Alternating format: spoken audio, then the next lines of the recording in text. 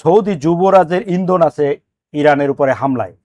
আপনি একজন সাংবাদিক, সিনিয়র সাংবাদিক হিসেবে আপনার কাছে এই বিষয়ে কোনো তথ্য কি আছে?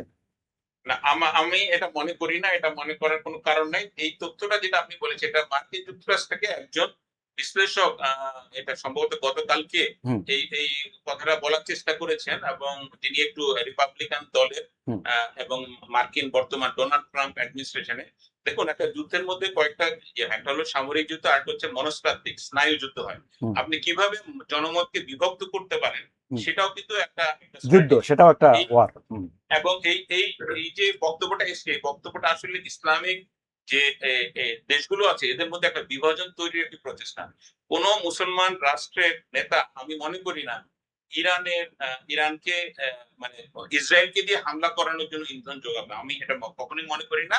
তবে ইরানের সাথে পারস্য সাম্রাজ্যের সাথে আরব দেশগুলোর কয়েক হাজার বছর ধরে একটা দ্বান্দ্বিক সম্পর্ক আছে। আচ্ছা। আরব, কারণ পারস্যের লোকজন এরা আরব না, এরা হচ্ছে ইরানিয়ান, হুম। এবং তাদের মধ্যে শিয়া সম্প্রদায়ের ইয়েটা বেশি, কিন্তু তারা মুসলমান। এবং এই যেহেতু ইসলামিক একটা ইয়ে রয়েছে এখানে সবার মধ্যে, আমার মনে হয় না এই অভিযোগটা সত্যি। এই কোন আরব দেশের কোন নেতাই ইরানে ইসরায়েলকে দিয়ে অন্তত মানে মিসাইল মারার পক্ষে ইন্ধন দিবেন না। এটা একটা প্রোপাগান্ডা, এবং আমি এটাকে প্রোপাগান্ডা হিসেবে দিতে চাই, কারণ এই প্রোপাগান্ডার উদ্দেশ্য হচ্ছে যে আরব বিশ্বকে যতটা পারা যায় বিভক্ত করে দেওয়া। বিভক্ত করা। আচ্ছা, সিরাজুল ইসলাম আপনি এই বিষয়ে কি বলবেন? আপনার কাছে কি তথ্য আছে? আমি সাহেব ভাই যে কথা বললেন এই কথার সাথে আমি অনেকটাই একমত হুম যে এই যে যুদ্ধ যেটা হয় সশস্ত্র, হুম এটা একটা। হুম আর যুদ্ধের একটা বড় অংশ হচ্ছে মনস্তাত্ত্বিক যুদ্ধ, হুম যেটা সাইকোলজিক্যাল ওয়ারফেয়ার যেটা। হুম তো এই সাইকোলজিক্যাল ওয়ারফেয়ারের পার্ট হতে পারে এটা। এবং আহ, আমেরিকা বা পশ্চিমারা এই কাজটা করে করে খুব সিদ্ধহস্ত, এই কাজে খুব উস্তাদ হুম তারা। এবং এই কাজ করেই তো মুসলিম বিশ্বকে ডিভাইড করে ফেলেছে, হুম হুম সবসময় ডিভাইড করে রাখে। তা না হলে আজকে ইরানের সাথে প্রতিবেশী আরব দেশগুলোর এরকম দ্বন্দ্ব থাকবে হুম কেন? তাদের কারণেই হয়েছে।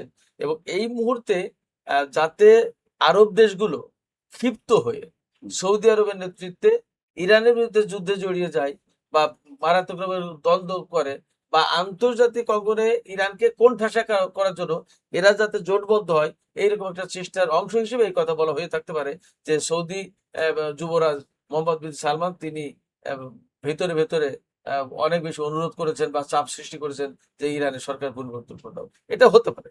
আবার আর একটা জিনিস হচ্ছে কি, যে যেহেতু দীর্ঘদিন ধরে ইরান সৌদি আরবের ভেতরে একটা দ্বন্দ্বের সম্পর্ক বিরাজমান, যদিও ইদানিং এই সিচুয়েশনটা অনেকটা কুল ডাউন হয়েছে, হুম তো দ্বন্দ্বের সম্পর্কটা বিরাজমান। এবং যদি এইটা তাদের ভেতরে মনে এসে থাকে হুম যে ঠিক আছে, বহুদিন তো দ্বন্দ্ব ছিল, হুম এখন সুযোগ একটা হয়েছে আমেরিকা ইসরায়েলকে দিয়ে একেবারে ইরানকে ভালো মতো শিক্ষা একটা দিয়ে দিই, হুম যদি পারে ওরা দিক, আমরা তো আর দিচ্ছি না, ঠিক আছে করো, তোমরা যা পারো করো, ভালো মতো করো। হুম এমন হলেও হতে পারে, অসম্ভব কিছু না। তবে আমার কাছে মনে হচ্ছে মোটা দাগে যে এই সম্ভাবনাটা কম, বরং সম্ভাবনা ওইটাই বেশি যে পাশ্চাত্য আরব এবং মুসলমানদের ভিতরে এবং ইরানের ভিতরে একটা ডিভিশন তৈরি করে আহ একটা সিচুয়েশন ক্রিয়েট করতে যাচ্ছে, যে সিচুয়েশনের প্রেক্ষাপটে আরব দেশগুলো ঐক্যবদ্ধভাবে হয় ইরানের বিরুদ্ধে যুদ্ধ ঘোষণা করবে, অথবা আন্তর্জাতিক অঙ্গনে ইরানের উপর আরো চাপ সৃষ্টির চাপ জন্য সৃষ্টি করে। ব্যবস্থা নেবে।